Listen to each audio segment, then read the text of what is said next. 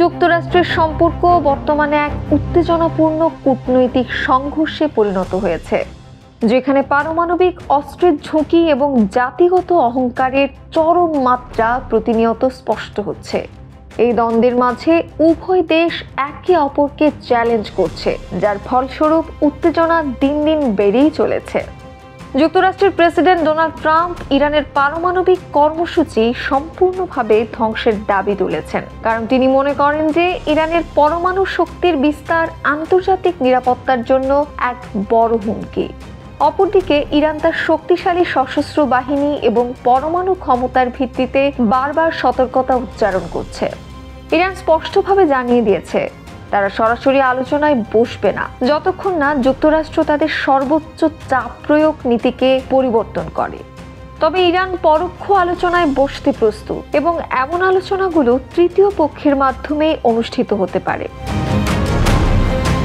2018 সালে ট্রাম্প একতরফাভাবে 2015 সালের পরমাণু চুক্তি থেকে যুক্তরাষ্ট্রকে প্রত্যাহার করে নিয়ে ইরানের উপর নিষেধাজ্ঞা আরোপ করেছিল। এর ফলে তেহরান ও ওয়াশিংটনের সম্পর্ক আরও তিক্ত হয়ে ওঠে।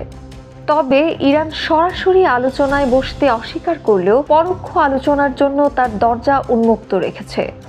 যুক্তরাষ্ট্রের জাতীয় নিরাপত্তা উপদেষ্টা মাইক ওয়ালটজ স্পষ্টভাবে জানিয়েছেন ইরানকে তার পারমাণবিক কর্মসূচি পুরোপুরি বিলুপ্ত করতে হবে এবং সতর্ক করেছেন যদি ইরান পারমাণবিক অস্ত্র তৈরির পথে চলে তাহলে পুরো মধ্যপ্রাচ্যে অস্ত্র প্রতিযোগিতা শুরু হবে, যা যুক্তরাষ্ট্রের নিরাপত্তার জন্য অগ্রহণযোগ্য।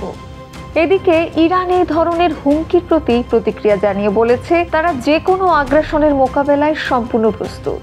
ইরানের পররাষ্ট্রমন্ত্রী আব্বাস আরাগচি জানিয়েছেন ইরান যে কোনো আগ্রাসন মোকাবেলায় 100% প্রস্তুত রয়েছে এবং কোনো দেশ ভাবতে পারবে না যে তারা ইরান আক্রমণ করতে পারবে।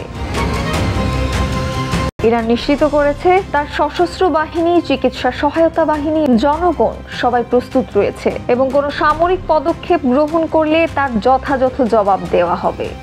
এছাড়া ইরান বর্তমানে তার পারমাণবিক কর্মসূচি নিয়ে আলোচনা চালিয়ে যাচ্ছে রাশিয়া, চীন এবং ইউরোপীয় দেশগুলোর সঙ্গে।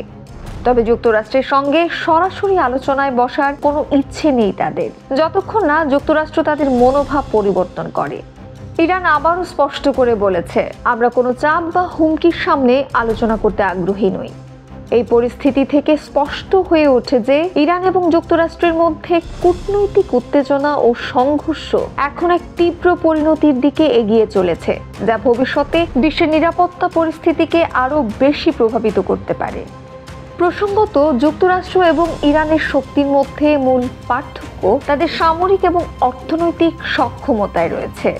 সামরিক দিক বিবেচনায় যুক্তরাষ্ট্রের সামরিক বাহিনী বিশ্বের সবচেয়ে শক্তিশালী এবং আধুনিক পরমাণু অস্ত্রের স্টকও ব্যাপক। পাশাপাশি যুক্তরাষ্ট্রের সামরিক বাজেটও পৃথিবীর বৃহত্তম। অন্যদিকে ইরান সশস্ত্র বাহিনী এবং আধুনিক প্রযুক্তি, বিশেষত রেভলিউশনারি গার্ড IRGC এবং আঞ্চলিক প্রভাব বিস্তারকারী শক্তির মাধ্যমে ক্রমাগত উন্নতি করছে।